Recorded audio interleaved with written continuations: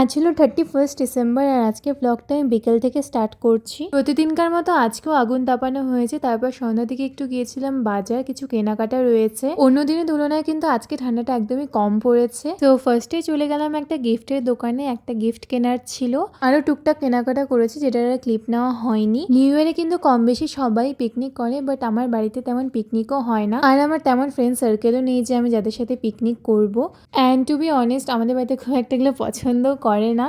New ইয়ারে পিকনিকটা না হওয়ার কারণ হচ্ছে বছরের শুরুতে আমাদের বাড়িতে মায়ের পুজো হয় বাৎসরিক, সো পুজোর পরেই পিকনিকটা করা হয়, কারণ তখন বাড়িতে সবাই উপস্থিত থাকে।